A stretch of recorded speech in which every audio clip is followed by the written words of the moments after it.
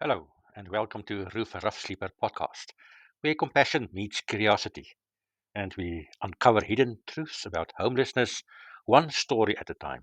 Today, we explore a surprising lens fairy tales, especially how shelter and sanctuary in fairy tales help us to understand the world of the rough sleeper. So let's dive in. Let's start with shelter as survival. Think of Hansel and Gretel. In the Grimm's brothers' tale, Hansel and Gretel, they are abandoned in the forest because their family can't afford to feed them. They are literally homeless children wandering without shelter or protection. And then, what do they find? A candy covered house. It looks like a sanctuary, but it is actually a trap. For many rough sleepers, shelter options may seem like solutions, but comes with dangers, unsafe environments, predatory people, and rigid rules. Like the witch house, not every roof is truly safe. The story reminds us that what looks like help isn't always help. The second story is the cottage in the woods, a place to heal. Think of Snow White.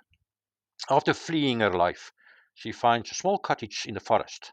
It's not luxurious, but it's clean, hidden, and safe. Animals help her. The dwarves accept her. This idea that sanctuary isn't about riches, but about dignity, protection, and kindness is powerful. In the rough sleeping community, even a tent or an abandoned building can be the healing space, that sanctuary. It's not about the quality of the bricks, it's about the peace and autonomy it brings. The third story is about Sleeping Beauty and the Forgotten Castle. Now picture this, a castle overgrown, forgotten by time. Everyone inside it sleeps for 100 years. It's a haunting image, but also symbolic.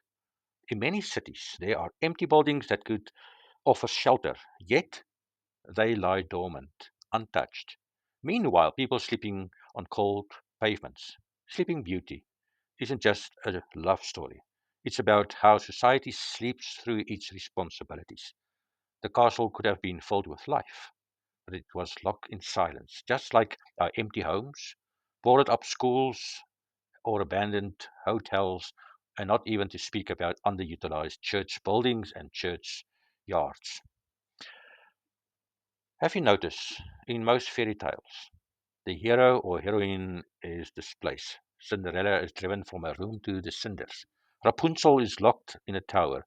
Pinocchio runs away. Jack lives in his mother with his mother in poverty. Shelter, or in lack of it, is often the starting point of transformation in these stories. Homelessness is never just a backstory in fairy tales. It's the reason for the journey. In real life, too, rough sleepers are often people in transition, fleeing abuse, jobless, mental illness, or part of broken systems. Sometimes it's a fairy godmother.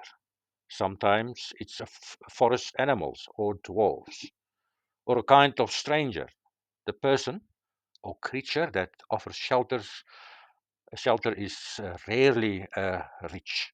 Often it's someone humble and unnoticed. And what is the message? Sanctuary doesn't always come with or from institutions. It comes from community, from acts of grace. Think of the everyday people who give out food, open up spare rooms, or fighting for housing rights. They are unsung fairy godmothers in a modern world. Fairy tales speak in symbols about castles, forests, towers, but at the heart they are about belonging, safety, restoration. These stories don't glorify homelessness, they highlighted it as something that needs a resolution. And here's the kicker, the resolution never comes from punishment or policy, it comes from kindness, transformation, and shared humanity. So, what can we learn? Homelessness is a timeless human experience.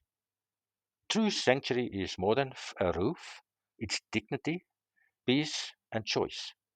People on the margins aren't villains, they are protagonists.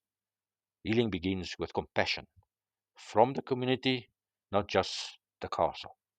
We can rewrite the story in our towns, in our policies, and in our hearts.